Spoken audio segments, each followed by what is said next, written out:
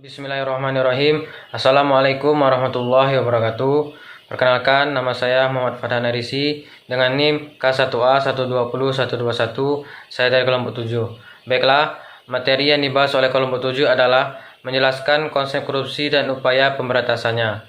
Sebelum kami mempresentasikan makalah dari kelompok 7, izinkan saya terlebih dahulu memperkenalkan anggota kelompok kami, yaitu yang pertama Rifki Ahmad Dea, yang kedua Fedri Afdillah, yang ketiga Nabil Afikra Febriza, yang keempat Muhammad Said Ramadhani, yang kelima Muhammad Farhan Arisi.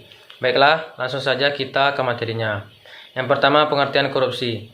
Korupsi atau rasuah dalam bahasa Latin corruptio, dari kata kerja corrompere yang bermakna rusak.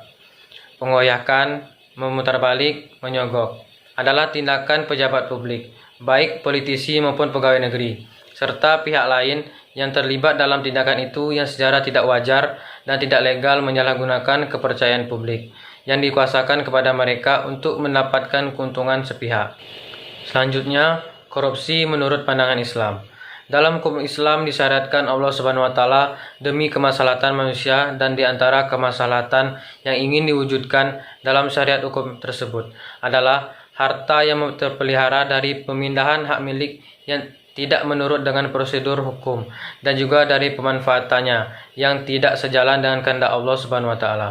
Karena itulah larangan merampas, mencuri, mencopet dan lainnya menjadi pemeliharaan keamanan harta dari kepemilikan yang tidak sah. Larangan memakainya sebagai taruhan judi dan juga memberikan pada orang lain yang diyakini akan dipakai untuk perbuatan yang maksiat.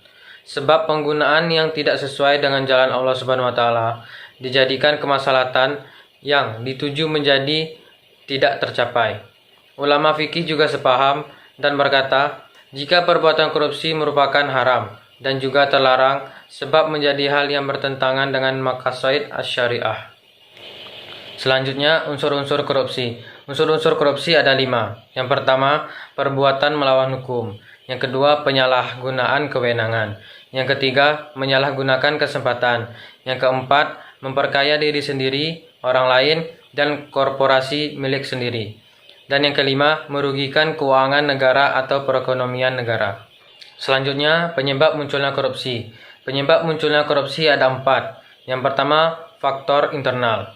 Faktor internal merupakan faktor yang berasal dari dalam diri sendiri seseorang, yang terdapat sifat tamak atau rakus. Korupsi yang dilakukan bukan karena kebutuhan primer atau kebutuhan pangan. Yang kedua, moral yang kurang kuat. Yang ketiga, gaya hidup yang konsumtif. Dan yang keempat, yang terakhir, karena faktor eksternal. Selanjutnya, ciri-ciri korupsi. Ciri-ciri korupsi ada 6. Yang pertama, suatu pengkhianatan terhadap kepercayaan. Yang kedua, penipuan terhadap badan pemerintah. Yang ketiga, dengan sengaja melalaikan kepentingan umum untuk kepentingan khusus. Yang keempat, dilakukan dengan rahasia. Yang kelima, melibatkan lebih dari satu orang. Dan yang keenam, yang terakhir, adanya kewajiban dan keuntungan bersama.